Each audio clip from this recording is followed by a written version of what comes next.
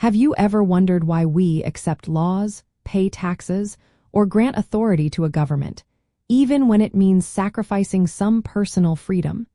It is a question philosophers have pondered for centuries, seeking the very bedrock of political legitimacy.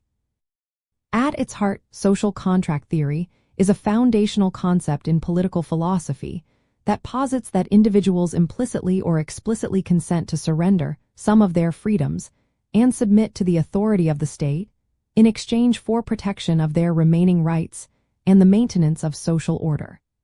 It suggests that government's legitimacy stems from this agreement among the governed, not from divine right or brute force. The core mechanism behind this theory revolves around a hypothetical state of nature, where humans live without any governing authority. Philosophers like Thomas Hobbes imagine this state as a we're of all against all, a chaotic existence where life would be solitary, poor, nasty, brutish, and short.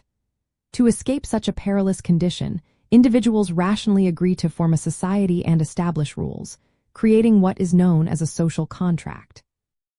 John Locke offered a more optimistic view of the state of nature, suggesting it was governed by natural law, but still prone to inconveniences that a government could resolve. Jean-Jacques Rousseau emphasized that the contract should reflected the general will of the people, aiming for collective freedom rather than simply protection. These differing views underscore the theory's flexibility in justifying various forms of governance. This theory provides a powerful framework for understanding modern political obligations and rights.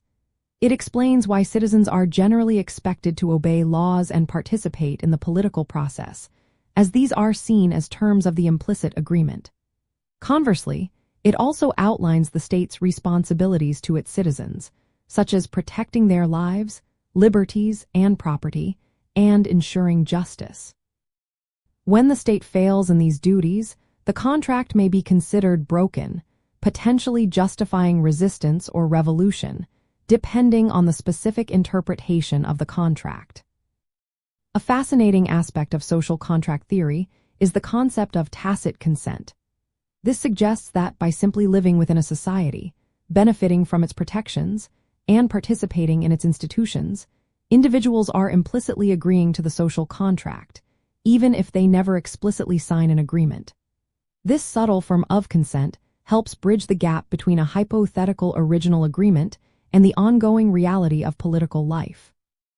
Think of it as agreeing to the rules of a game by choosing to play on the field.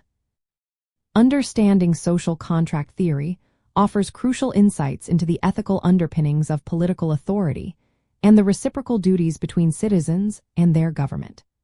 It provides a lens through which to analyze debates about individual liberties versus state power, revealing how our political systems are theoretically constructed on a collective agreement to ensure mutual benefit and social stability.